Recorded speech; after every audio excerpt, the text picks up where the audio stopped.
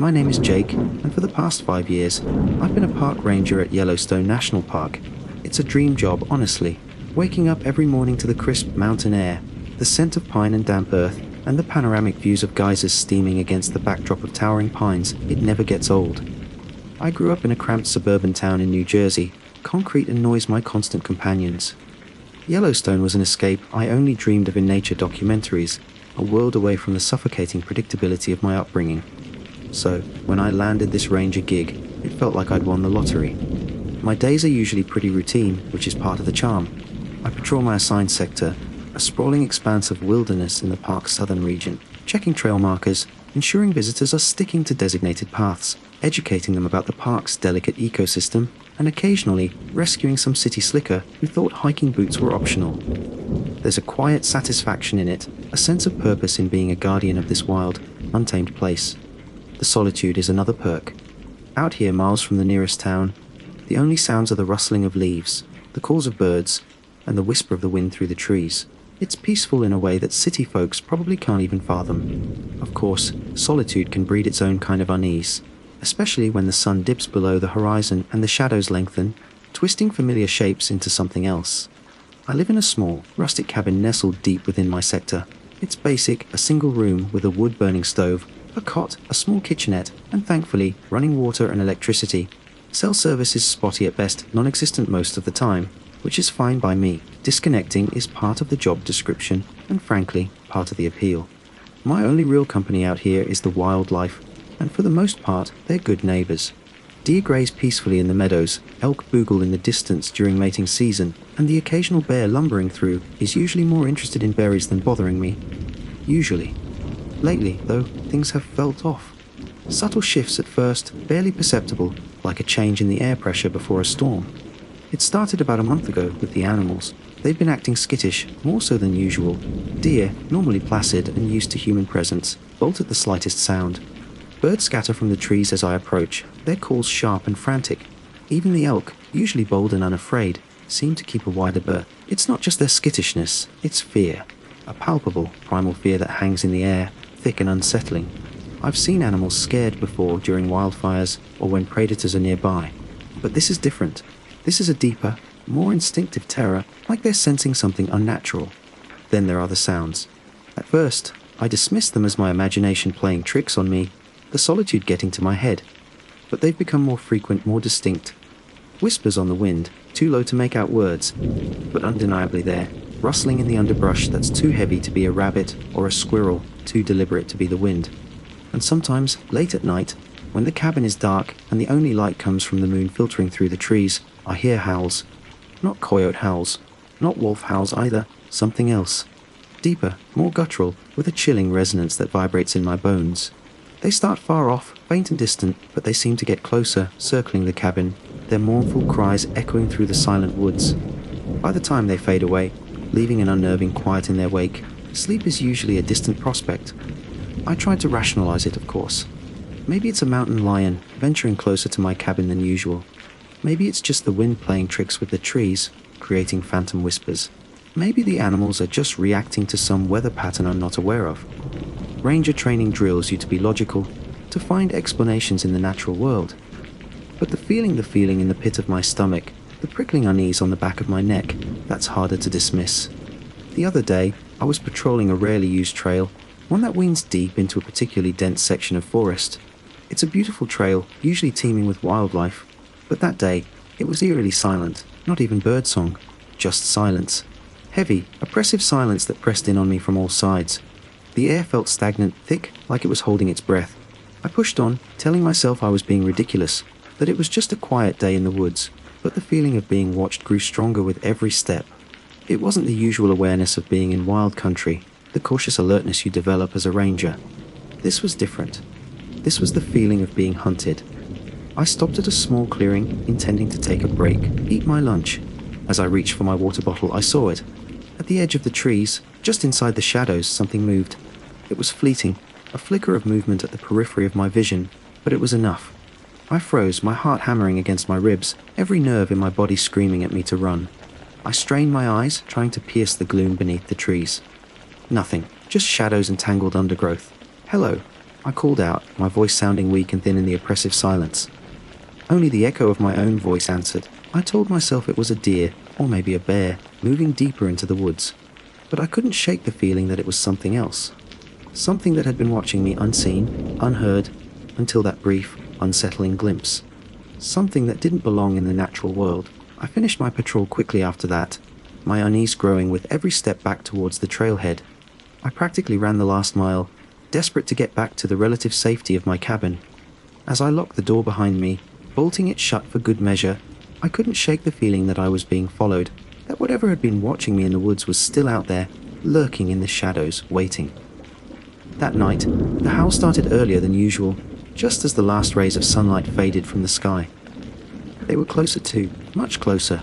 They circled the cabin, their chilling cries weaving in and out of the trees, a mournful, unsettling chorus that seemed to claw at my sanity. I huddled by the wood stove, the fire blazing, trying to convince myself it was just my imagination, just the wind, just animals. But deep down, a cold dread was taking root, a terrifying certainty that something was very wrong in the woods. Something was hunting me, and I had no idea what it was, or why. All I knew was that the wilderness I had come to love, the sanctuary I had sought in the solitude of Yellowstone, had turned into something else. Something dark, something menacing, something hungry. And as the howls echoed through the night, closer and closer, I started to believe that whatever was out there, in the shadows, was not an animal at all. It was something else. Something ancient, something evil, something skinwalker.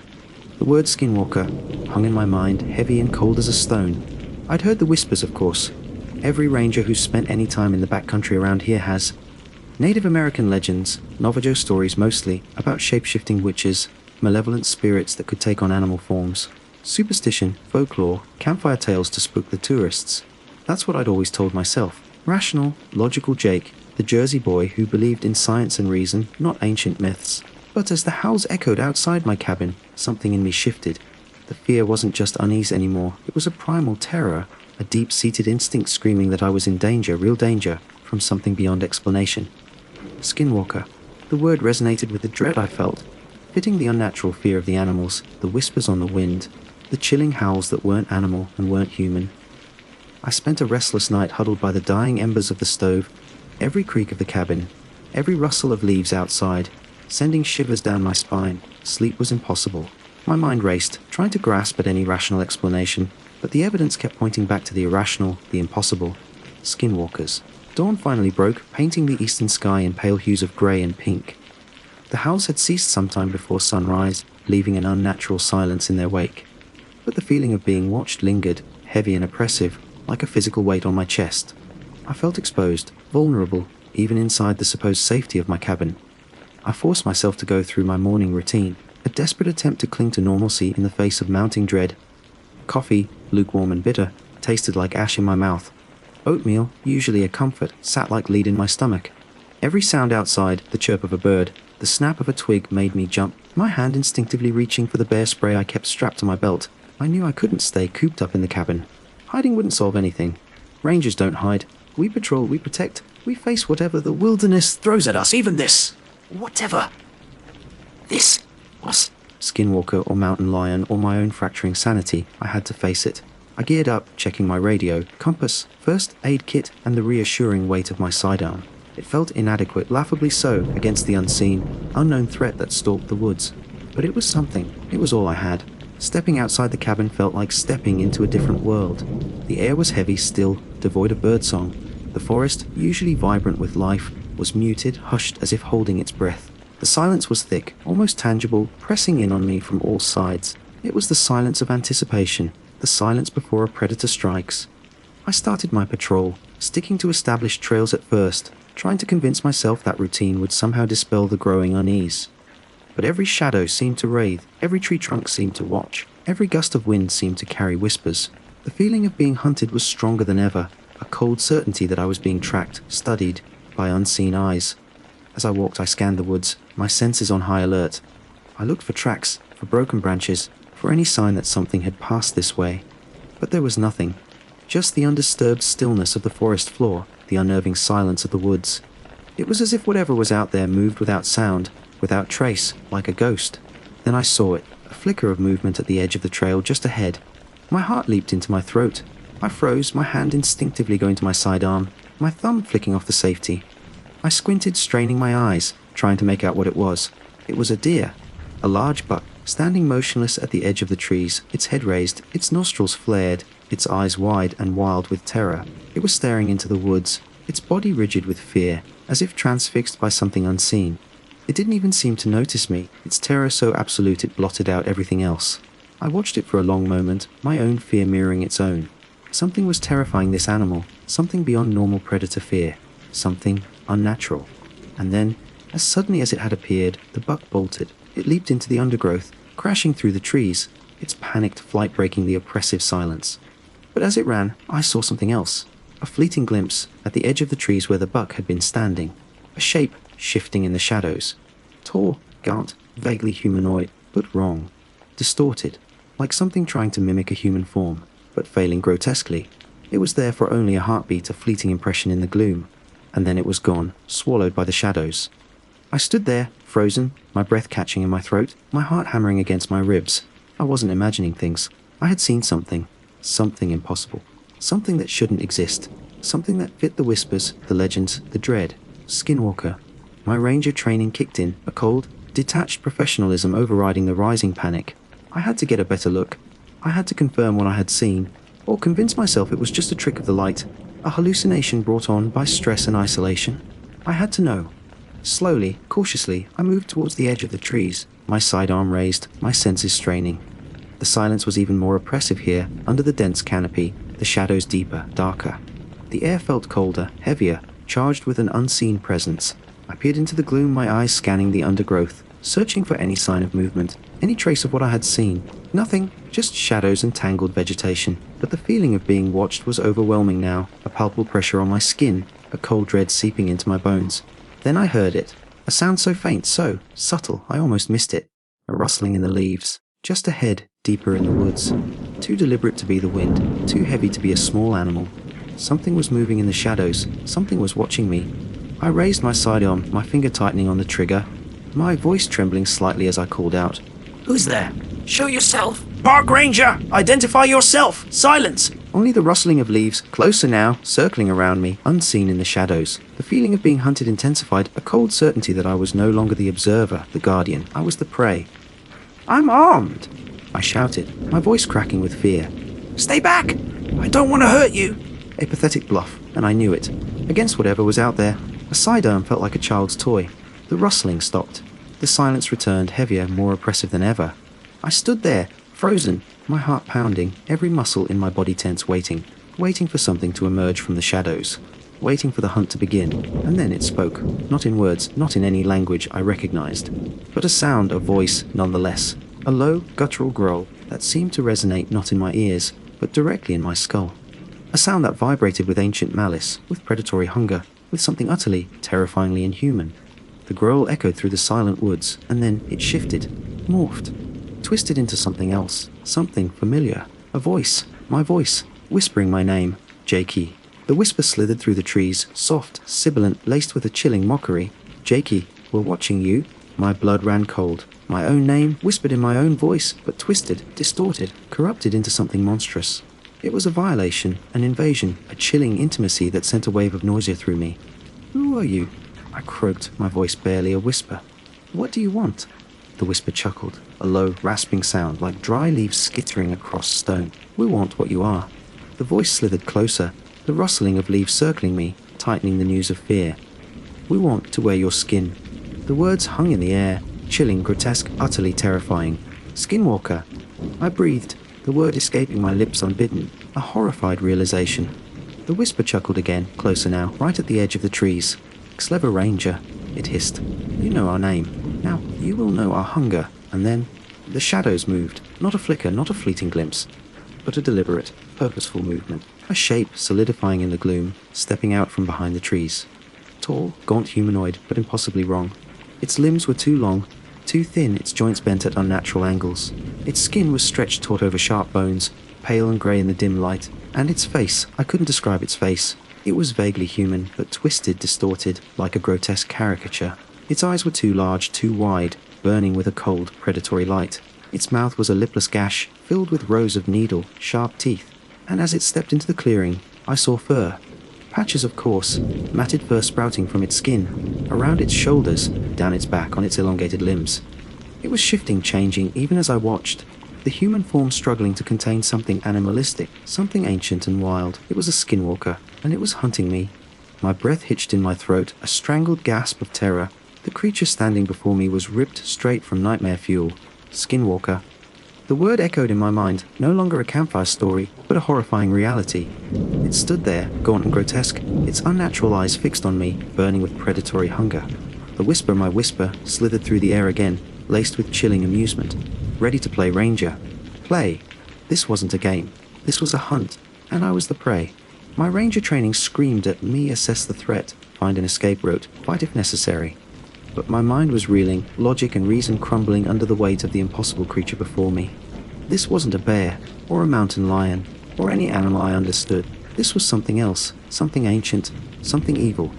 The skinwalker took a step forward, its long, spindly limbs moving with an unsettling fluidity. Patches of fur rippled across its pale skin as it shifted, the human form struggling to contain the animalistic entity within, its lipless mouth stretched into a grotesque grin, revealing rows of needle, sharp teeth. The burning eyes narrowed, focusing on me with unnerving intensity. What do you want? I managed to croak, my voice trembling despite my efforts to control it. Why are you doing this? Stupid questions, I knew, but I couldn't think of anything else to say. Rational questions for an irrational horror. The skinwalker chuckled again, that rasping, chilling sound. Want. It echoed, my voice twisted into a mocking imitation. We want to be you, to wear your skin, to walk in your world. It took another step closer, and I could smell it now. A rank, musky odor, like rotting meat and wet fur, clinging to the air around it. The smell of death and decay. No, I said, the word torn from my throat. You won't. A surge of defiance, of desperate anger, flared within me, momentarily eclipsing the terror. This was my wilderness, my sanctuary, and I wouldn't let this thing defile me. I raised my sidearm, my hand shaking, and pointed it at the skinwalker's chest. Stay back! I shouted, my voice gaining strength, fueled by adrenaline and fear. I'm warning you! I will shoot! Another bluff, and we both knew it. Bullets probably wouldn't do much against this creature. But it was all I had. The skinwalker stopped, its head cocked to one side, those burning eyes studying me with chilling curiosity. It seemed almost amused. Shoot! It whispered, my voice laced with mockery. Little Ranger thinks his toys can hurt us. It gestured dismissively at the sidearm with a long, skeletal finger. We're older than your toys, Ranger, older than your world. It was right. I knew it in my gut. This thing was ancient, primal, something that had stalked these woods long before national parks or rangers or even humans had set foot here. My sidearm was just a noisy stick against a force of nature, a force of darkness. But I stood my ground, my finger tightening on the trigger. I said, my voice steadier now, fueled by a desperate resolve. But it'll make you bleed. It'll slow you down. And it'll give me time to get away. The skinwalker chuckled again, a low, rumbling sound that seemed to vibrate through the ground. Run, Ranger, it whispered. Where will you run? We are everywhere. We are the woods. We are the shadows. There is nowhere to hide. It was true. I knew it. This was its domain. I was an intruder here, a trespasser in its ancient hunting grounds. I couldn't outrun it, not in this terrain, not against something that could move like a shadow, that could whisper on the wind. But I had to try. I had to buy myself time, even if it was just a few precious minutes. Maybe not hide, I said, my voice hardening with grim determination. But maybe fight. I took a deep breath, focusing my training, pushing down the terror, trying to find the Ranger within the fear. I'm not going down without a fight, Skinwalker. You want my skin? Come and get it. The Skinwalker seemed to consider this for a moment, its head tilted, those burning eyes studying me with a calculating gaze. Then, a slow, deliberate smile spread across its grotesque face. Fight, Ranger. It whispered, my voice laced with anticipation. Very well, let us see how long you can play. And then it moved. Not with a rush, not with a charge, but with a slow, deliberate stalk. It glided forward, its long limbs flowing, its body shifting and contorting, the human form dissolving, revealing more and more of the animal within. Fur sprouted across its back, its limbs elongated, its fingers sharpened into claws, its face elongated into a snout, its teeth growing longer, sharper, more predatory. It was transforming, shifting shape, becoming something else. Something more animal than human, more monster than animal. Skinwalker. Shapeshifter. The legends were true, and it was coming for me. I didn't wait. I didn't hesitate. I fired. The sidearm bucked in my hand. the sharp crack echoing through the silent woods. The bullet struck the skinwalker in the chest, right where its heart should be. I saw a flicker of surprise in its burning eyes, a momentary pause in its advance. But that was all. The skinwalker didn't fall. It didn't even flinch. The bullet seemed to pass right through it, leaving no visible wound, no sign of impact. It was as if I had shot at a shadow, at a phantom. My heart sank.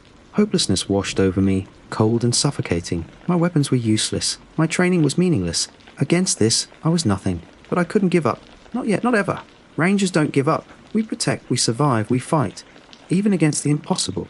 I fired again and again, emptying the magazine, the shots echoing through the woods, each one a futile act of defiance. The skinwalker kept coming unhurried, relentless, unaffected by the bullets that passed harmlessly through it.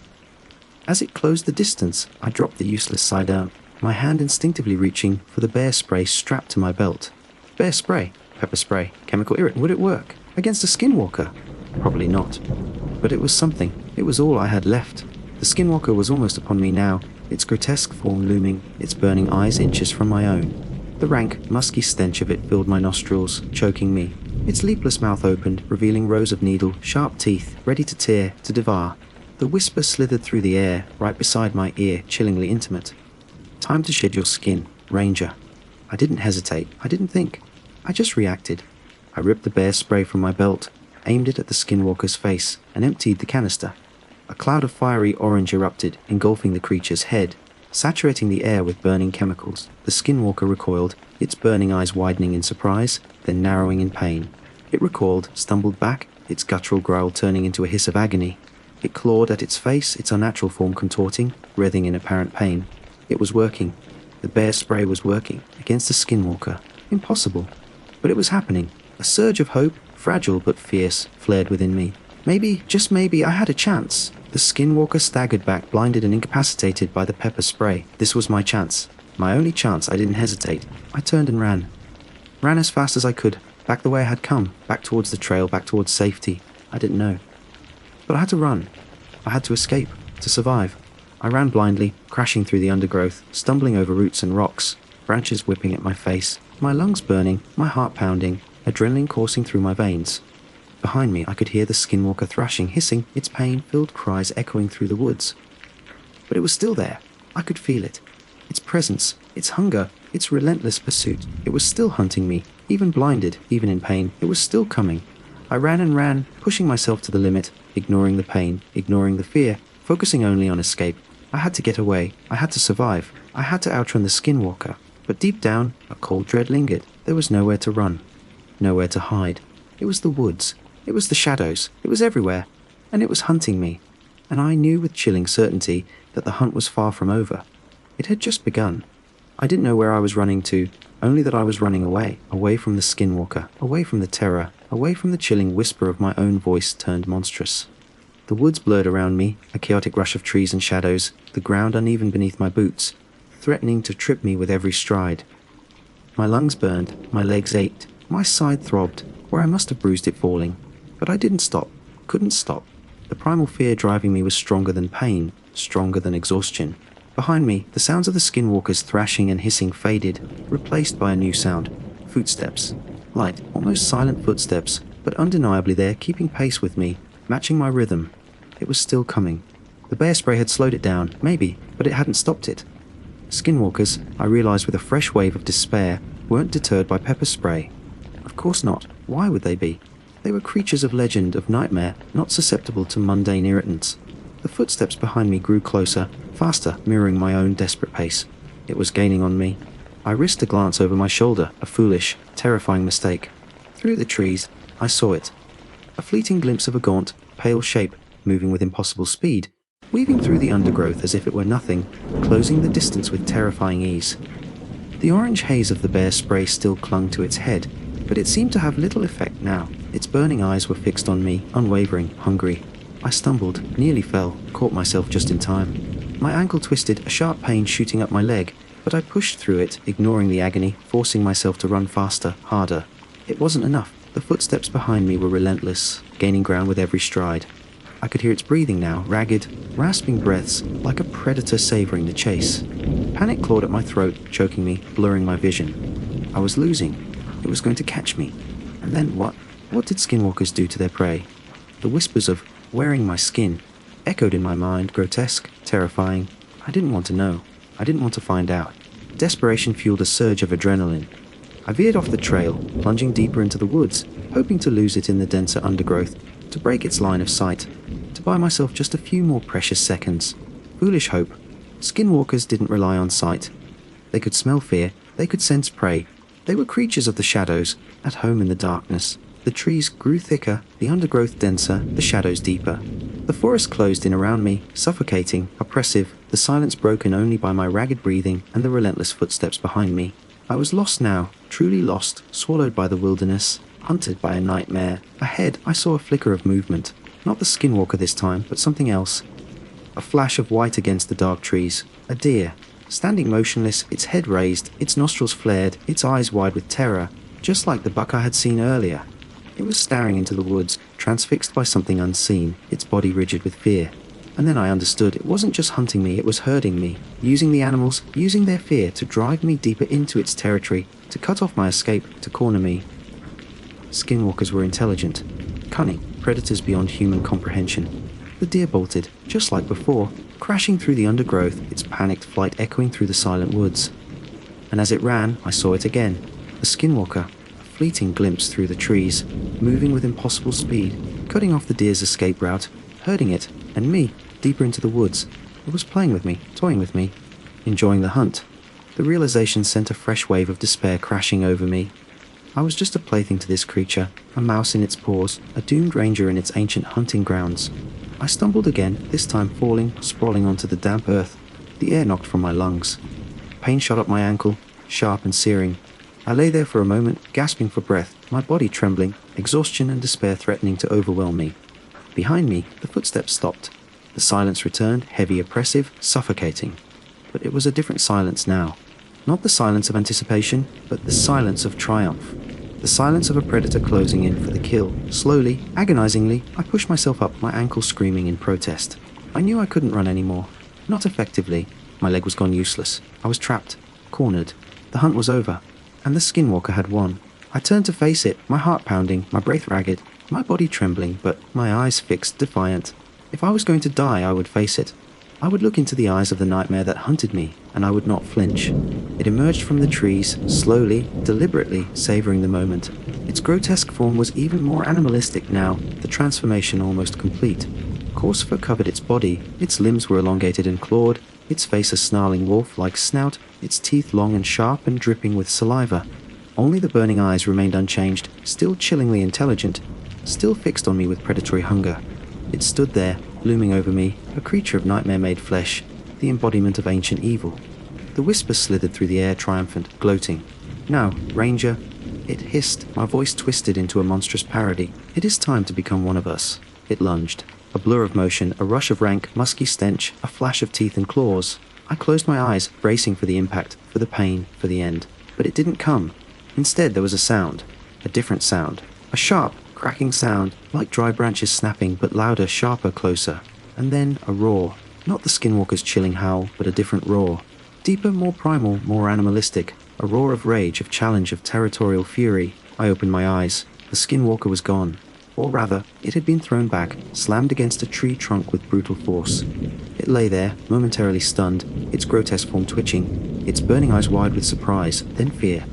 Standing between me and the skinwalker was another creature. But this one was different. Massive, powerful, undeniably animal, but something more. It was a bear, a grizzly bear, huge and muscular, its fur thick and matted, its claws long and sharp, its teeth bared in a ferocious snarl. But it was more than just a bear. There was something ancient about it. Something wild, something untamed, something powerful.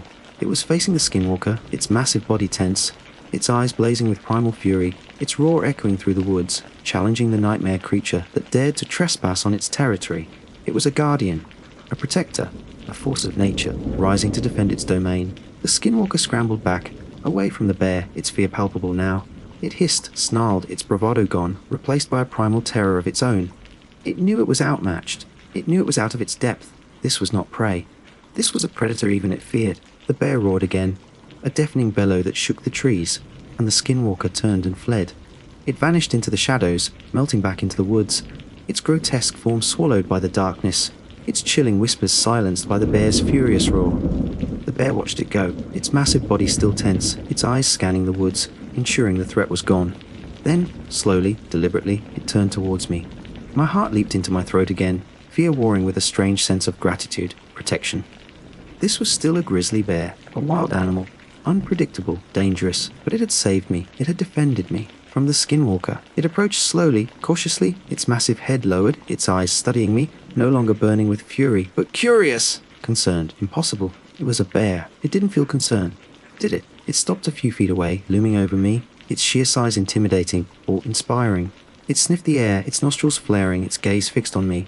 I held my breath, frozen, waiting, unsure what to expect. Would it attack me now? Was I just trading one predator for another? Then, something even more impossible happened. The bear lowered its head, nudged my hand with its massive snout.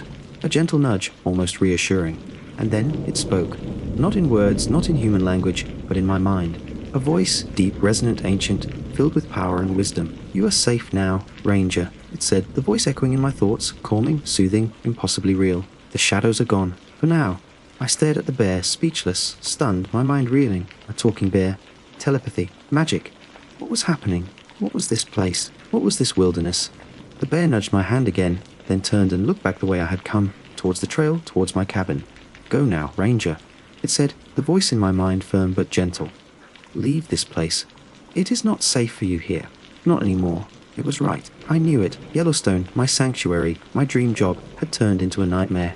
The wilderness I had loved had become a hunting ground for ancient evils, and I was no longer welcome here. Not anymore. Slowly, painfully, I pushed myself to my feet, my ankle throbbing, my body aching, my mind numb. I looked at the bear, at my protector, my savior, my impossible guardian. "Thank you," I whispered, my voice hoarse, barely audible. "Thank you for everything." The bear nodded, a slow, majestic movement of its massive head. "Go now, Ranger," it repeated, the voice in my mind fading, becoming distant, ethereal. "And do not return. This place is no longer for you." And then it turned and walked away. It moved into the trees, disappearing into the shadows, melting back into the wilderness, leaving me alone, in the silent woods, with the fading echoes of its impossible voice, and the chilling memory of the skinwalker's hunt. I turned and limped back towards the trail, back towards my cabin, back towards somewhere else. Anywhere else. Away from Yellowstone, away from the skinwalkers, away from the nightmares that now haunted the wilderness I had once loved. I didn't look back.